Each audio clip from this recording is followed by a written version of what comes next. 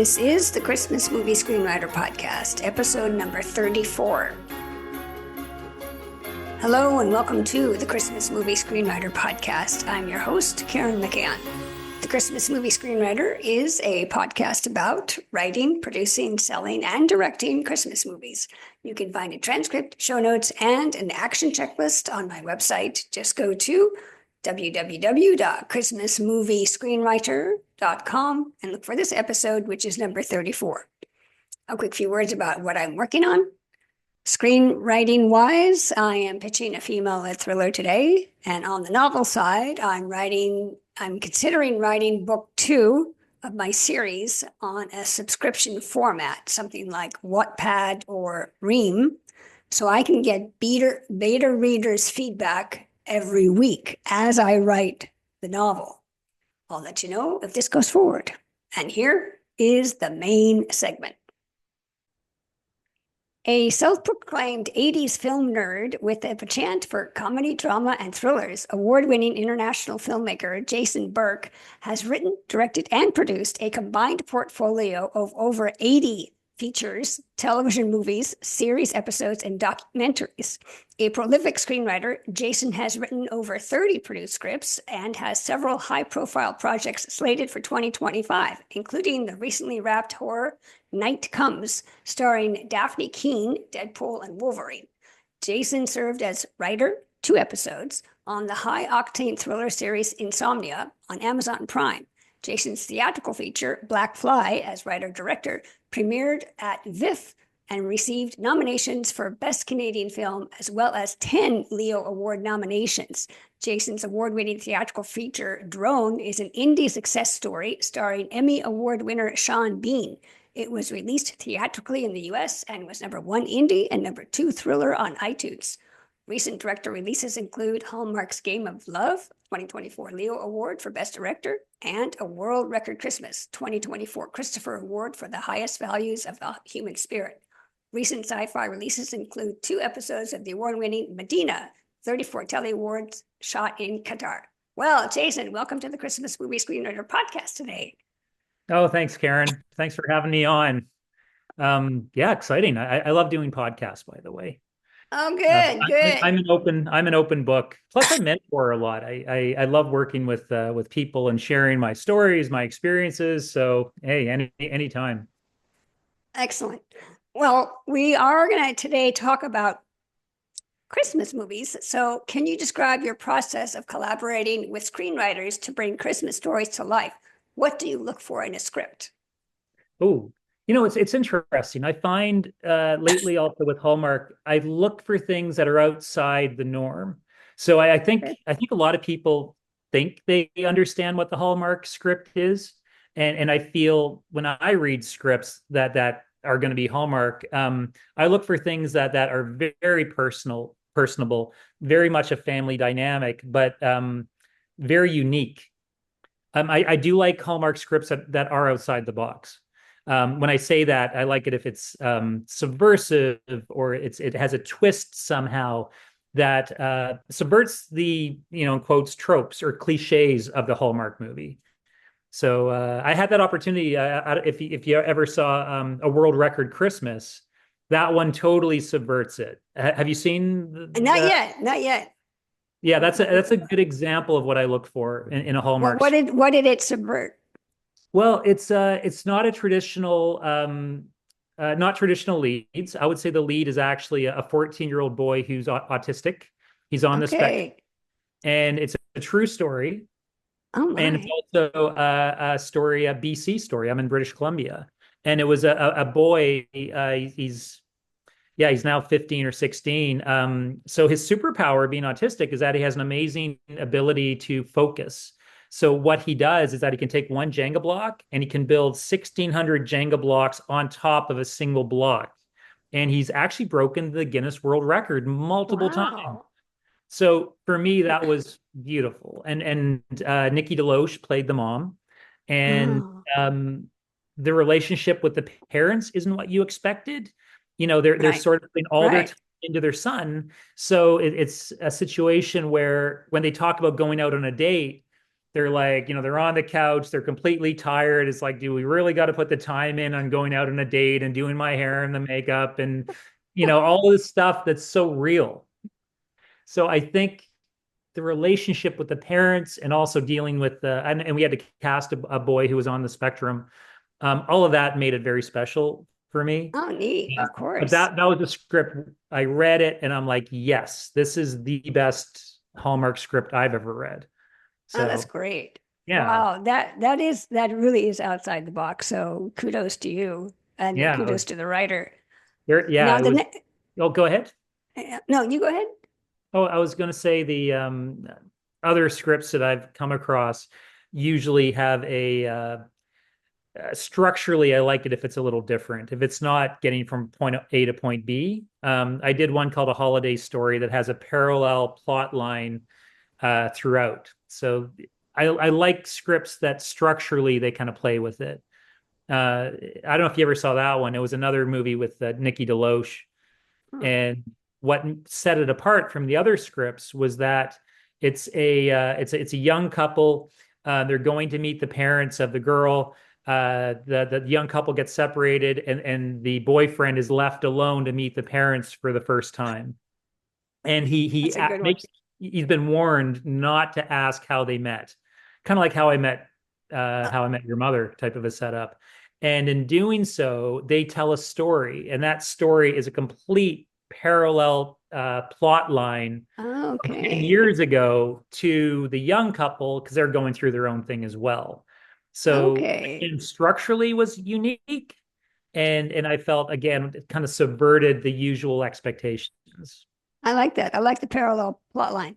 It's Yeah, almost like it's a little bit like time travel, although it's not. yes. It's different people, but still, yeah. Yeah, That's it great. takes a little bit more concentration. I had that happen with another one that was very much like a sliding doors situation where Oh, the neat, lead neat. misses a plane and it branches off into two parallel plot lines. One where Huh? if she stayed in the city and met someone else on Christmas and goes to a Christmas party, and the other parallel plot line is that she made the plane and she flies home to meet her parents and like rekindles her love with her old high school love of her life. So again, parallel plot lines, structurally is very different. Which one was was the third one? Well, The those were one with the the closing doors. What was the name of that one? oh, that was A Tale of Two Christmases. Okay, gotta watch that. So it's That sounds great. that one worked out. Not my favorite with how it's funny. Some of them, the scripts that I love, admittedly, are more complex and sometimes take a little bit more concentration from the audience. Because most people, they're baking cookies, they're dealing with kids, they Right, got it right, on in right. the background and just kind of check in on the plot. But some of these, again, I like the ones that are a little bit more complex. Good. Well, that's good to hear. I'm glad Yeah. that it's nice to hear that there are people out there that are really looking for something outside the formula, as they say. Yes, exactly. Now, the second question is about audience appeal. What elements, and you sort of alluded to this when you talked about stuff outside the box. What elements do you believe are essential to make a Christmas movie resonate with audiences year after year? Oh, my personal experience with it is I truly love moments where the emotion can resonate and it's honest and it's real and there's beats that can make the audience cry. I love Okay. having an audience reach for those the tissues and when they because I do it I get on like Twitter and or X and I love to see how the audience responds and Okay. I truly feel like if you can have these moments that are absolutely hilarious and moments that have like true touch your soul moments, that for me is Yes. fantastic. And that's when I think it resonates. I did one that I think out of all the ones I've done that truly make people cry when they watch it. It was what was it called? Andrew Walker was in it. My Christmas Family Tree. And that one somehow very much connected to the audience, and everyone bawls their eyes out by the time you reach the ending. Um, yeah, it's very subtle. Like it's just little nuances that can help trigger an audience, and that's what I love. So again, it's really big, heartfelt moments. Okay, yeah, that's great. I imagine a lot of these are still on Netflix or Prime I or think so. maybe even YouTube. Yeah, I think so. I think they have a new streaming service, Yes, Hallmark, as well. exactly. So I think a lot of them might be on Um, that. okay. Well, let's talk Mhm. about some of the challenges. What are some of the biggest challenges you face when directing a Christmas movie, and how do you overcome them? It's funny, like even directors like Martin Scorsese and James Cameron and all these big directors, we all have one thing in common, and that's time. Because the Yes. sun will go down. So I find the biggest challenge is to do a script that is crazy ambitious, and I want to give it my best shot, and I have to walk a line of its balance. It's like it's all about performance, and it's all about making these scenes as honest as possible. But what do you do when you have like a 12-hander? What do you do when you have like my big fat Greek wedding type of a Oh, scene wow. where you Right. have like 12 people or six people talking? And I like it. I like the challenge, but sometimes I have to design a shot that instead of doing normal coverage and having like 40 setups, I may have to do it in a oneer with handoffs, and it's more of a dance with the blocking because I literally need to hit certain lines and understand whose perspective the scene is based on, and it's that's the art of it. But again, that could be the most challenging is again time. I don't want to rush an actor and say you only have two takes. I would never do that. I always, Mhm. say, hey, listen, if you got to go again, I'll give you that take because, like I said, I just want it to totally resonate. When you Uh, say one, does that mean one shot? it, Wow. So it's one shot to get all those I characters. it would be if I have a ton of characters in the room, and it's like a party sequence, and someone say if someone's new to a family and they're being introduced to a big group of people, it might be a steady cam shot that can Okay. weave in and out with handoffs to certain characters Right, rather than right, cut, cut, cut, cut, cut. right. Oh, So yeah.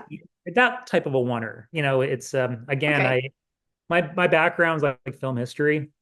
So when I talk about oneers, it's like it's usually like Goodfellas, Martin Scorsese, but I apply it Okay. to a Christmas movie. It's that type of thing. Excellent. Well, let's now discuss visual storytelling.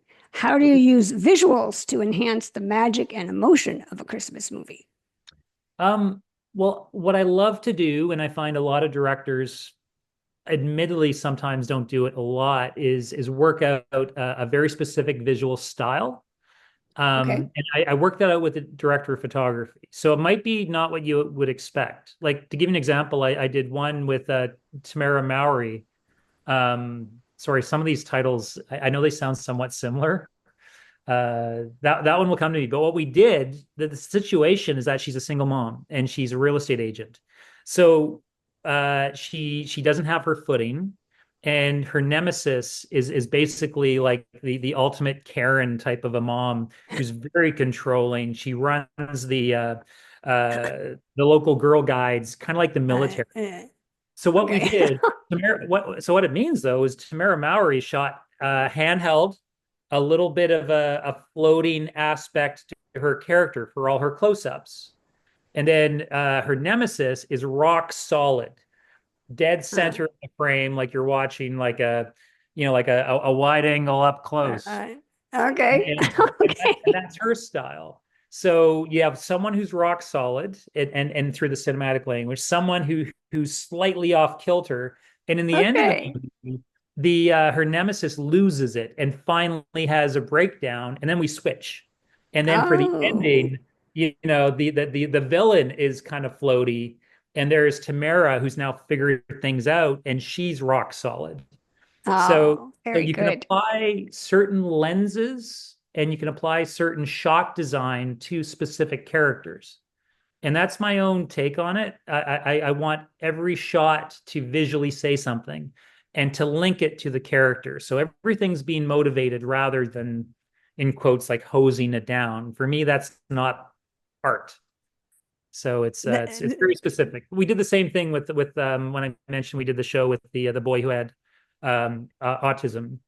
You know, Okay. we designed a very specific way that he gets tunnel vision, and it's how the shot is designed with a slow push in. And as we do that, his eyes stay in focus, but his background literally blurs as he starts Mm, to really focus in on something. And right. it's they're very interesting techniques. It's like directing a Christmas movie, but I'm using techniques used by Stanley Kubrick in The Shining. Oh, wow. I'm using techniques Scorsese. I'm doing the push pull, which is Hitchcock when he made a few of his. Wow. So my references, even though it's a Christmas hallmark, is pretty complex. Yeah, it sounds like it. Wow. Yeah, I like to think it sets me apart as a director of Hallmark movies. For sure. And it's great because you can literally use a camera lens to show a character's arc. I mean, the way Yes, you just described it exactly. from wavy a camera movement or whatever, and then in the end, she's firmly rock solid. So that Totally. makes it It's great for the audience. They can like it, really see, not just there dialogue. exactly. A reason for the season, I used the same technique. It was with Kevin McGarry and Taylor Cole, and Taylor, she's like a trust fund baby. She has to come back to this small town, and her I'm just looking at mom, your, oh, I don't know if you had that one. Like her mom basically yeah. has billions of dollars, and she has to go back, and because of basically the plot of it is she has to go back to the small town and provide miracles to these people that saved her life when she was a baby.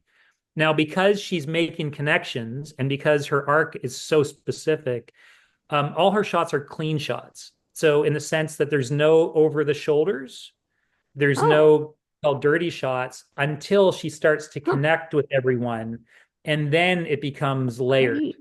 as she makes Wow. connections and her character changes throughout. So that arc, as you said, the arc of the character is literally mapped out with the shot design that is parallel to her actual acting arc. Oh, well, I So am glad you're telling me. I still haven't caught up on all your movies. So I am like so excited to watch these because you've just, yeah, I'm sure I would have seen it without this I little think you would class feel it. beforehand. You'd feel it. I think I think you'd feel it. It's funny. A reason for the season. A lot of the ones that I do, they do have a lot of heart to it, and then they are sometimes very emotionally complex. So I do find a lot of my work plays on like movies and mysteries. Do you know how they Mm, do that? Like, right, right, compared to like the big Hallmark movies, and I right. get teamed up with Nikki DeLoach a lot, who really can like, man, she can pull on the tears. I don't know if you're a fan of Nikki. Oh She's so yeah, of good. course, of She's so course. good. Yeah, reason for the season. It was the highest rated movies and mysteries movie last year, Wow. and I think it's like 7.3 on IMDb. Um, but the again, it resonates, which is really nice. I was very happy with the emotional beats in her arc, and it's quite funny. Wow. Okay, great. Well, that's a reason for the season, and that Yeah, just came out last year. Okay. just came out last year. Very cinematic. It for Oh, me, I was neat, trying to make it feel like a feature film as well. So, neat. and I think it's funny. It's a small detail, but I love really good snow, even though we got to shoot in July because you know what we're up against with the snow blankets and the styrofoam snowmen. Yeah. But in this case, we had amazing snow people. It's so Okay. realistic for July. It's my own little pet peeve when I get stuck with bad snow in some of these and the styrofoam snowmen. Yeah, a reason for the season's really well done with the special effects. When you have the fake snow, so I'm in Southern California, despite what this backdrop shows you. Yeah. But it's is it because like when you're looking at a shot, the snow sticks to people's feet, or what kind of what's a big tell? It's a combination because we use snow blankets that are basically like it's like a hard foam, and then we use fish ice on top of that, ice Okay. flakes, and they will melt. And I have to be so specific with my frames. Like if you're looking at me, like in this frame, and we're talking, and say if it's this beautiful snowscape, right off this way is like it could be very green field. Right off this way, Okay. it could be like Okay. it could be a graveyard or a Yeah. junkyard. Yeah. So within the frame, we have to set it, and then everything is created in that one That's right. frame. So I can't do a lot of pans. Right. And the actors Done. have to stick to their mark. Yes, exactly. It's very specific, those movies. And we also have to use a lot of long lenses to compress the background so you don't see the wrinkles in the snow Oh, blanket. I would have never So guessed that. yeah, depth Wow. of field is my friend when I make those Christmas movies. Got to keep And it that's soft. usually, and that's in July when it's hot Yeah, and all they're of these wearing ones, coats.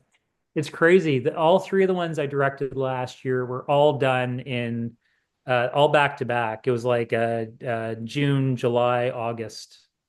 Oh, my. Yeah, yeah, it was fast. Exciting. Yeah, 3 weeks prep and then shoot it in 3 weeks. So very R- fast. Three movies? Each movie. Yeah, so we have so each movie has 3 weeks of prep. I shoot it in 3 weeks, and then I get like a week to do my editing. Oh, And it's you yeah. were you did a year's worth of work in just a couple months. I know. It was crazy. I like it if it's more spaced out, but it seems to be with Hallmark, by the time that they actually get the scripts written and they get approved, suddenly it's It's like, all yeah, we're back to go, go, summer and go. you got to do a Yeah. big Christmas fest. Okay, Challenging. well, now let's talk about project viability. What typically helps a Christmas movie get made faster? Attaching a director early or perhaps locking in a lead actor? Yeah, so when I come into it, the leads are usually it goes both ways. Sometimes the leads are actually nailed down. A reason for the season, for example, we had Taylor Cole was already attached, and then we weren't sure if we were going to get Kevin McGarry, but his schedule worked out very nicely. So that worked out. Scouting for Christmas, yeah, that had that one I knew who the lead was going to be. So all that being said, like it's interesting. I did one that was called Amazing Christmas Romance with a snow maze. It was shot in Manitoba. That was a good example of like I get a call on a Friday. It's like, okay, great. They got this big snow maze. It's starting to melt. The director just bailed for another show. We got to fly you in and you start prep on a Monday. So I get the call on a Wow. Friday. Whoa. I Wow. fly out and literally have to like do this before the entire set melts. So That's something like, motivation.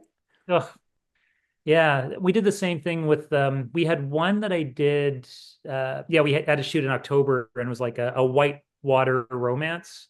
It doesn't sound very romantic because you're on a raft in rapids, but it's all about That'd this be hard to couple that fall shoot. in love. Very. It had challenges, but that one we had to shoot in October. Well, it's BC, so we have rotting salmon along the shoreline being eaten by grizzly bears, and we're stuck on these rafts trying to film a romance, and it had massive challenges. We did got it done, Oh my um, gosh. but it definitely it can be hard with those schedules. You were shooting next to bears. Yes, I think you should have got hazard pay. I we should have. That was with Ben Hollingsworth. Ben, Okay. he's off of Virgin River, which is a Netflix series. And Okay. so it was a Hallmark, but he was on it also as our exec and wanted to learn from that. So I find a lot of the leads I work with, and some of them are crazy veterans like Nikki and Tamara, that they now take executive producer credits. So Okay. these lead actors, Allison Sweeney is a very good example. Yeah. Like she's a Yeah. genius. When I worked with her, she actually chose me as a director. Nice. So it was her, and it was she has co-writers she works with. It was called Chronicle Mysteries, and she actually developed it. So she's very hands-on, much like I think Nikki DeLoach is doing the same. She now has a writing Yeah. partner. A lot Oh, of yeah. them are developing their own work, and they're signing these deals with Hallmark. So they're very powerful, Huh. creative women that are, doing triple threats. They're producing, they're acting, they're writing these, which is awesome. Wow. Yeah. Wow. Okay, great.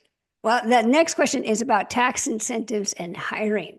If a financier wants to shoot overseas for tax Mhm. incentives, does that limit the chances of hiring a Canadian director like you? It's funny, like right now, we know that Hallmark has been pushing romantic comedies abroad, and they are definitely doing a push for those. Um, Currently, I know of several directors that are actually shooting in Italy. They're shooting in France. They're shooting in Greece. Greece is a good place to shoot. So for the Hallmark writers out there, it doesn't impact on them whatsoever. These are written by Canadians or written by Americans. I find that there's lots of opportunities. So if the scripts are, I would, if hey, being a Canadian writer, I am looking at writing also Hallmark movies that can be done down in Mexico at a resort or throughout Europe. I think there's a lot to be said about that model. Um, Also, I find, of course, there's a lot of Canadian writers and American writers that deal directly with Hallmark as well. They don't deal just with the Mhm. production companies, and sometimes their agents set up those deals.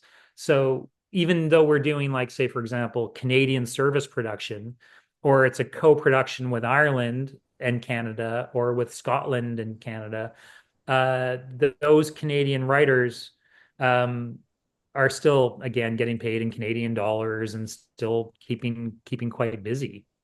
So it's interesting that model. I do find that I usually deal with production companies compared to directly with Hallmark, but I know a lot of American writers that just deal directly with Hallmark Right, but when if they you were when they develop it. if they were to say we only have so many points, and if we give a Canadian director job to shoot in Italy or Greece or wherever, Mhm. that we are going to lose so many points. Whereas if we hired a local foreign director, Yeah. so what as if I think a lot of it comes down to Hallmark having a roster of directors they like to work with and having that track record. So to give an example, like right now in Italy, I believe Terry Ingram, if you look him up, he did all those movies about like Three Wise Men and a Baby. Mhm. And he's done a whole lot of those. He's one of the mainstay directors, and Hallmark's going to keep him busy. So that's why he can fly out to all of these places. Uh, Ron Oliver is another Yeah. awesome Canadian director. He's also American. He's doing the same thing. He did there's a series of, I think it was one of the first Hallmarks that had three men. Yes, Yeah. yes, he was It actually was, on my podcast.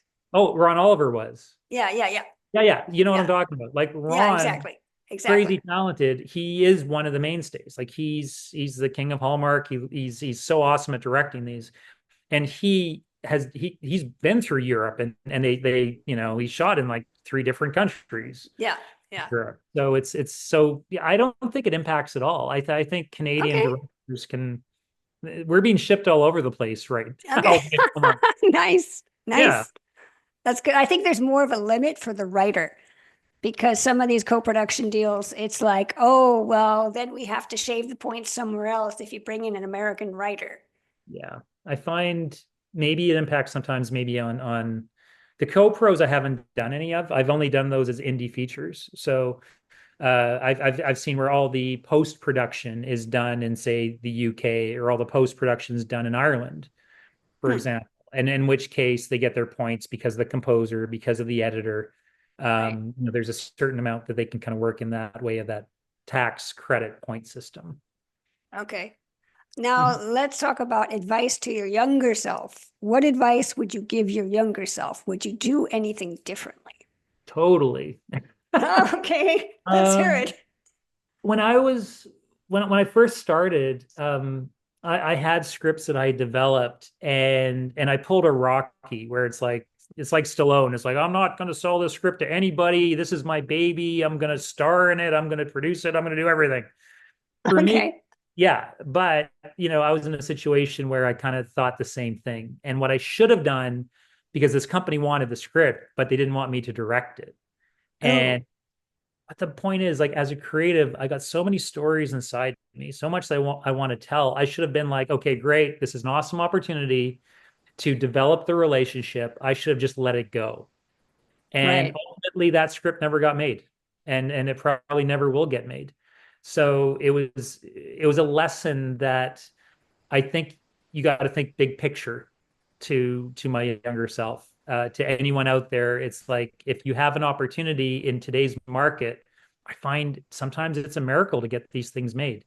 So stepping back and saying, hey, listen, I don't have enough experience to maybe direct this, not yet, but I have this other amazing script in my back pocket. What doors can I open now that will help with my big picture?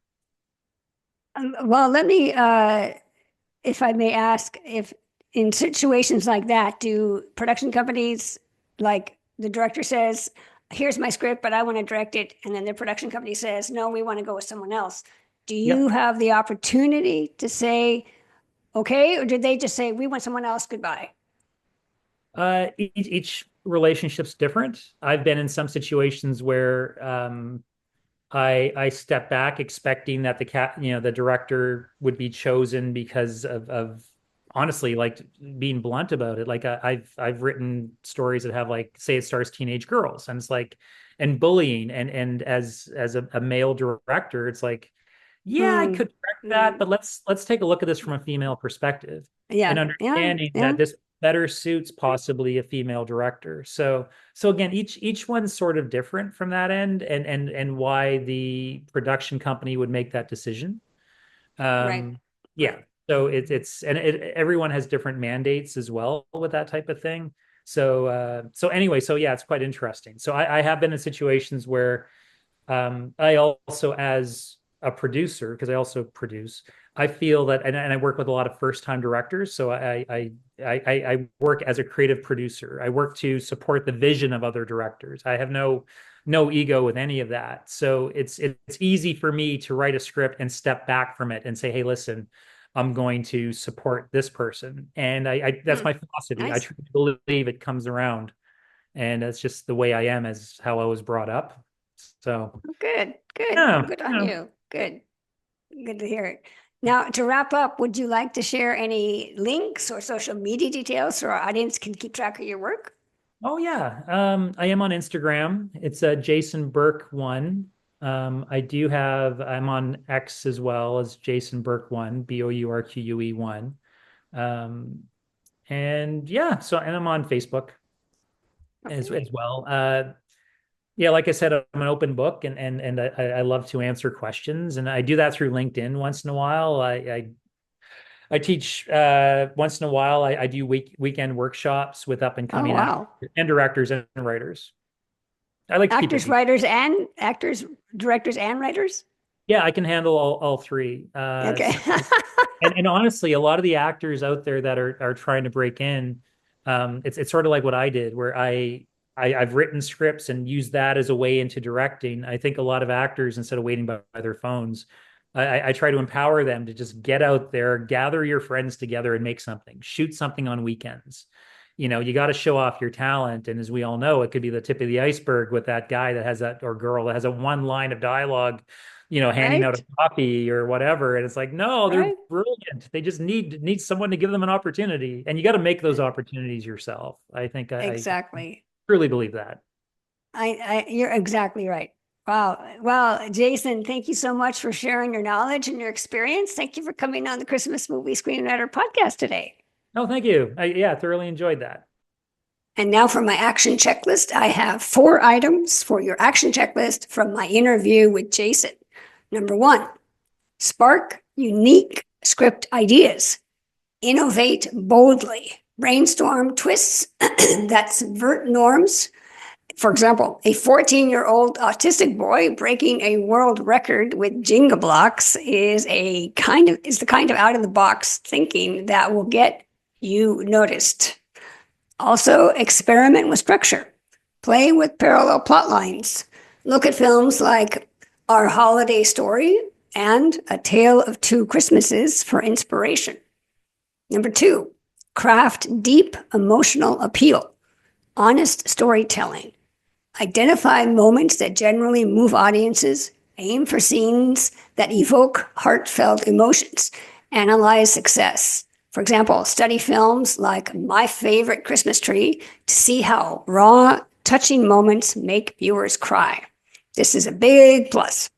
Number 3, unlocking new adventures, new avenues for writers. Recognize that many Hallmark actors are now producing and executive producing projects for top-tier platforms. So consider reaching out to an actors production company as a more accessible pathway to new opportunities. And number 4, build, network, and negotiate opportunities. Consider attending weekend workshops hosted by industry professionals like Jason. Engage with actors, writers, and producers to expand your creative circle. Explore opportunities to collaborate on projects such as low-budget films. Well, that's the show. Thank you for listening. To show your support, please give us a 5-star rating wherever you get your podcast. And you can fuel more great content by buying me a hot cocoa on Buy Me a Coffee. Just look for the page Christmas Movie, and explore other inspiring podcasts and blogs on our website at christmasmoviescreenwriter.com. I'm your host, Karen McCann. Thanks for listening, and I'll see you on the next Christmas Movie Screenwriter podcast. Bye.